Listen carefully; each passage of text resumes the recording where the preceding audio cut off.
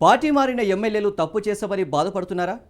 అభివృద్ధి మాట దేవుడి ఎరుగు, కనీసం అపాయింట్మెంట్ కూడా కరువైందా? హస్తం పార్టీలో పాత కొత్త లెక్కలతో ప్రాధాన్యత దక్కడం లేదా?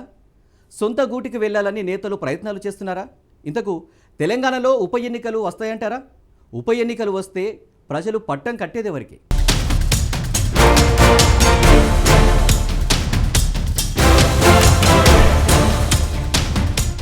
కాంగ్రెస్ పార్టీ అధికారంలోకి వచ్చిన తర్వాత 10 మంది బీఆర్ఎస్ ఎమ్మెల్యేలు కాంగ్రెస్ గూటికి వెళ్లారు. ఉమ్మడి ఖమ్మం జిల్లా భద్రాచలం నుంచి గెలిచిన తెల్లం వెంకట్రావు, ఉమ్మడి మహబూబ్ నగర్ జిల్లా నుంచి Gadwal MLA Bandla Krishnamohan Reddy, Khairatabad MLA Danam Nagender, Patancheru MLA Gudem Mahipal Reddy, Rajendranagar MLA Prakash Goud, Jagtial MLA Sanjay, Chevella MLA Kale Yadaiah, Station Ghanpur MLA Kadiyam Srihari, Serilingampally MLA Arekapudi Gandhi, Banswada MLA Pocharam Srinivasa Reddy Congress గూటికి వెళ్లారు.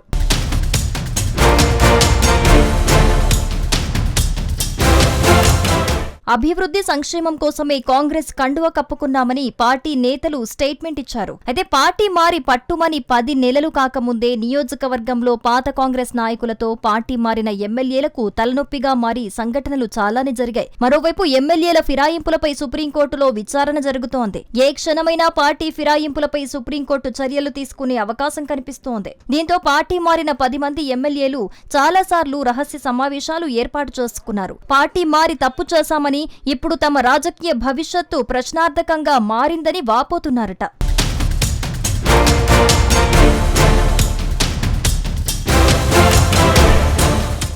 బీఆర్ఎస్ లోనే కొనసాగితే బాగుండేదని అనుకుంటున్నారట పార్టీ మారిన ఎమ్మెల్యేలు. తిరిగి సొంత గూటికి చేరేందుకు ప్రయత్నాలు చేస్తున్నారట. ఈ క్రమంలోనే బీఆర్ఎస్ పార్టీ సీనియర్ నాయకుడు ట్రబుల్ షూటర్ తో మంతనాలు జరిపినట్లు తెలుస్తోంది. గులాబీ బాస్ అపాయింట్మెంట్ ఇప్పించమని పార్టీ మారిన ఎమ్మెల్యేలు వేడుకుంటున్నట్లు పొలిటికల్ సర్కిల్లో టాక్ వినిపిస్తోంది. జరుగుతున్న పరిణామాలన్నీ గమనిస్తున్న ముఖ్యమంత్రి రేవంత్ రెడ్డి కాంగ్రెస్ పార్టీలో చేరిన 10 మంది ఎమ్మెల్యేలు చేజారిపోకుండా ఒక వ్యూహం ప్రకారం ముందుకు వెళ్తున్నట్లు తెలుస్తోంది. దానిలో భాగంగానే బడ్జెట్ సమావేశాల్లో ముఖ్యమంత్రి రేవంత్ రెడ్డి రాష్ట్రంలో ఉప ఎన్నికలు వచ్చే ప్రసక్తే లేదని సభాసాక్షిగా రాష్ట్ర ప్రజలకు తెలిసేలా ప్రకటన చేశారు.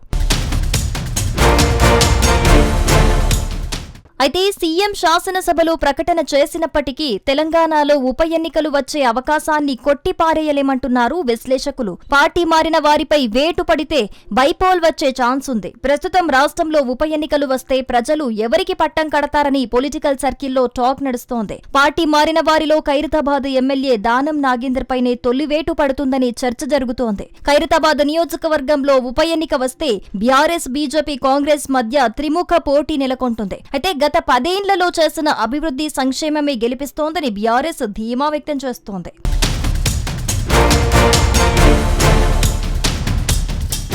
భద్రాచలంలో ఉప ఎన్నికలు వస్తే ఉమ్మడి ఖమ్మం జిల్లా మంత్రులు పొంగులేటి శ్రీనివాసరెడ్డి, తుమ్మల నాగేశ్వరరావు ప్రభావం ఎక్కువగా ఉంటుంది. కాంగ్రెస్ బీఆర్ఎస్ పోటీలో కాంగ్రెస్ పార్టీకి ఎడ్జుండే అవకాశం కనిపిస్తోంది. ఇక బాన్సువాడ ఎమ్మెల్యే పోచారం శ్రీనివాసరెడ్డి సీనియర్ నాయకుడు.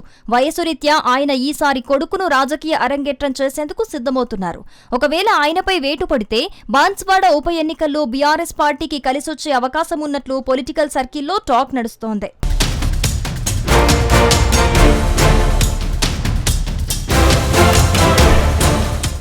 ఇక గద్వాల్లో త్రిముఖ పోటీ ఉండే అవకాశం ఉంది. గద్వాల్ ఎమ్మెల్యే బండ్ల కృష్ణమోహన్ రెడ్డి 2023 శాసనసభ ఎన్నికల్లో బీఆర్ఎస్ పార్టీ నుంచి గెలిచాడు. ఉమ్మడి మహబూబ్ నగర్ జిల్లాలో 14 నియోజకవర్గాలకు గాను గద్వాల్, ఆలంపూర్ 2 నియోజకవర్గాల్లో బీఆర్ఎస్ పార్టీ విజయం సాధించింది. గద్వాల్ నుంచి గెలిచిన బండ్ల కృష్ణమోహన్ రెడ్డి అధికార కాంగ్రెస్ గూటికి వెళ్లారు. అయితే వెళ్లిన 10 రోజులకే ఆయన సొంత గూటికి వచ్చేందుకు సిద్ధమయ్యారు.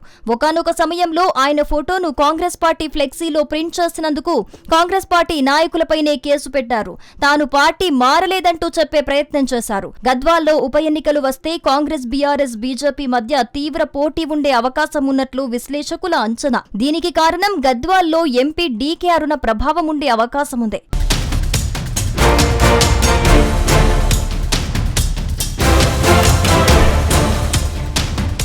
గ్రేటర్ హైదరాబాద్ రాజేంద్రనగర్ నియోజకవర్గంలో ఉప ఎన్నిక వస్తే బీఆర్ఎస్ బీజేపీ మధ్య పోటీ ఉండే అవకాశం కనిపిస్తోంది. బీఆర్ఎస్ చేసిన అభివృద్ధి పనులు ఆ పార్టీకి కలిసొచ్చే అవకాశం. ఇక జగిత్యాలలో బీఆర్ఎస్ కు వ్యతిరేక పవనాలు వీచే అవకాశం ఉన్నట్లు టాక్. జగిత్యాల ఎమ్మెల్యే సంజయ్ కుమార్ కేసీఆర్ కుటుంబానికి అత్యంత సన్నిహితుడు, కవితకు మంచి మిత్రుడు. ఆయన పార్టీ మారుతారని ఎవరూ ఊహించలేదు. పార్టీ మారి తప్పు చేశానని అనేకసార్లు సన్నిహితుల దగ్గర ఆయన వాపోయారట. జగిత్యాలలో ఉప ఎన్నిక వస్తే బీఆర్ఎస్ పార్టీకి అడ్డుకట్ట వేసేందుకు అక్కడి ప్రజలు సిద్ధంగా ఉన్నారనే టాక్ వినిపిస్తోంది.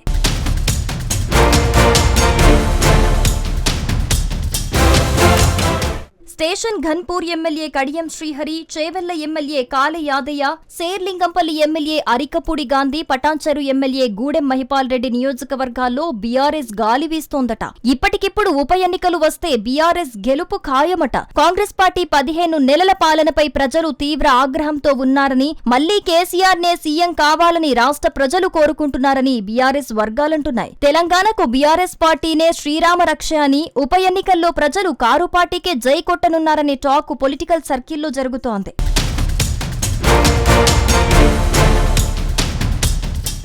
మొత్తానికి పార్టీ మారిన ఎమ్మెల్యేలు సొంత గూటికి రావటానికి ప్రయత్నిస్తూ ఉండగా తెలంగాణలో ఉప ఎన్నికలపై జోరుగా చర్చ నడుస్తోంది. మరి వీటన్నిటిపై క్లారిటీ రావాలంటే మరికొన్ని రోజులు వేచి చూడాల్సిందే.